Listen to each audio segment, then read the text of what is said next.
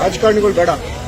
ನಾವು ಕಂಡಂತ ಚಲನಚಿತ್ರ ನಟರು, ನಿರ್ದೇಶಕರು, ನಿರ್ಮಾಪಕರು ಯಾರು ಒಬ್ರು ಬಂದಿದ್ದಾರೆ ಸ್ವಾಮಿ. ಇಲ್ಲಿ ನಿಜವಾದ ಮಾತು ಹೇಳ್ಬೇಕಂದ್ರೆ ದರ್ಶನ್ ಅವರು ಅವ್ರೇನ್ ತಪ್ಪು ಮಾಡೋರು ಬಿಟ್ಟವ್ರು ನಮ್ಗೆ ಗೊತ್ತಿಲ್ಲ. ದರ್ಶನ್ ಅವರು ಇವತ್ತು ಜೈಲಲ್ಲಿದ್ದಾರೆ. ಅವ್ರೇನಾದ್ರು ಒಂದ್ ವೇಳೆ ಹೊರಗಡೆ ಇದ್ದಿದ್ರೆ ದರ್ಶನ್ ಅವರು ಒಂದೇ ಮಾತು ಹೇಳ್ತಿದ್ರು. ಏನ್ ಮಾತಂತ ಹೇಳ್ತಿದ್ರು ಅಂದ್ರೆ ಅವರು ಇರಯ್ಯ ಒಂದ್ ದಿವಸ ನಾನು ಶೂಟಿಂಗ್ ನಿಲ್ಸ್ಬಿಟ್ಟು ಅಲ್ಲಿ 15 ತಿಂಗಳಿಂದ ಬಿದ್ದಿರ್ತಿರೋ ರೈತನ ನಾನು ಕೇಳಕ್ ಹೋಗೋಣಂತ. ಯಾಕೆ ಸ್ವಾಮಿ, ಇನ್ನು ಬೇರೆ ಏನು ಹೀರೋಗಳಿಲ್ವಾ?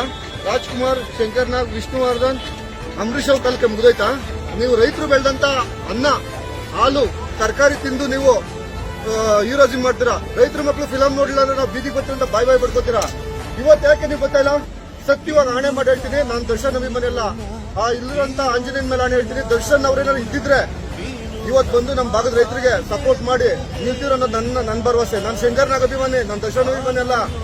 ನೀವು ದಯವಿಟ್ಟು ಈ ಹೀರೋಗಳು ತಮಿಳುನಾಡಲ್ಲಿ ನೋಡ್ರೆ ವಿಜಯ್ ಗಾತರ ಹಾರಾಕ್ತಿರ್ತಾರೆ. ಇಲ್ಲಿ ರೈತರ ಮಕ್ಕಳು ಗೂಡಾಕ್ಬಿಟ್ಟೋಗಿ ಮಾರ್ಕೆಟ್ ಅಲ್ಲಿ ಸಿನಿಮಾ ನೋಡ್ತಾರೆ. ಮಾರ್ಕೆಟ್ ಹೋಗಿ ತರಕಾರಿ ಹಾಕಿ ಬಂದು ನಿಮ್ ಸಿನಿಮಾ ನೋಡ್ತಾರೆ. ನಿಮ್ ಸಿನಿಮಾ ನೋಡಕ್ ಮಾತ್ರ ರೈತರ ಮಕ್ಕಳು ಇವತ್ತು ಹೀರೋಗಳಿಗೆ ಕಣ್ಕಂತಲ್ವಾ? ಹೀರೋಯಿನ್ಗಳು ಕಣ್ಕಂತಲ್ವಾ? ಕೋಟ್ಯಾಂತರ ರೂಪಾಯಿ ದುಡ್ಡು ಆಗ್ತಿದ್ದಿಲ್ಲ. ಪ್ರೊಡ್ಯೂಸರ್ಗಳು ಏನ್ ಮಾಡ್ತಾ ಇದ್ದೀರಿ ನೀವು?